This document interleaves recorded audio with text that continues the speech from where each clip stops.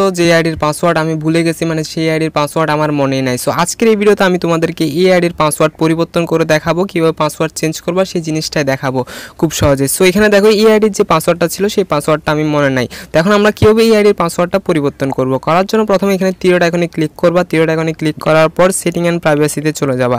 Setting and প্রাইভেসিতে যাওয়ার পর এখানে অ্যাকাউন্ট দেখতে পাচ্ছ উপরে, একদম অ্যাকাউন্ট সবার উপরে। দেখো আমি আবার দেখাই, এখানে তীরড আইকনে ক্লিক করে সেটিং অ্যান্ড প্রাইভেসি, এখানে দেখো সেটিং অ্যান্ড প্রাইভেসিতে ক্লিক করে অ্যাকাউন্টে চলে যাবা। তো অ্যাকাউন্টে যাওয়ার পর এখানে একদম ইজি।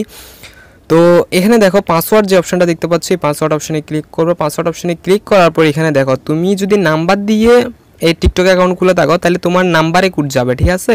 আর যদি তুমি জিমেল দিয়ে এখানে টিকটক অ্যাকাউন্টটা খুলে থাকো তাহলে তোমার জিমেল অ্যাকাউন্টে তোমার কোড যাবে। দেখো আমি এখানে জিমেল দিয়ে অ্যাকাউন্ট খুলছিলাম আমার টিকটক অ্যাকাউন্ট, যদি তুমি নাম্বার দিয়ে অ্যাকাউন্ট খুলো তাহলে সেই নাম্বারে SMS যাবে। এখানে দেখো এই যে এখানে SMS অপশনে সেই নাম্বারে তোমার SMS যাবে। যদি এই জিমেল দিয়ে খুলো তাহলে জিমেলে যাবে। তো এখানে দেখো আমি জিমেল দিয়ে খুলছিলাম, যে যার কারণে আমার জিমেলে কোড আসছে। কোডটা দেখো 33946। ঠিক তেমনি তুমি যদি নাম্বার দিয়ে খোলো তাহলে তোমার নাম্বারে কোড আসবে 33946। সো তোমার নাম্বারে যে কোডটা আসবে অথবা তোমার যে জিমেলে যে কোডটা আসবে সেই কোডটা এখানে দিতে হবে। কোডটা দেওয়ার পর জাস্ট এখানে দেখতে পাচ্ছ তুমি তোমার ফেসবুকের পাসওয়ার্ডটা এখান থেকে খুব সহজে চেঞ্জ করতে পারবা।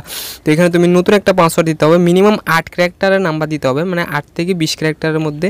তো আমি মিনিমাম 8টা সংখ্যা দিতে হবে তোমাকে। আমি দিলাম হৃদয়, সরি কী লিখতেছে আমি একটা পাসওয়ার্ড দিয়ে দিলাম হৃদয় ভাই 222।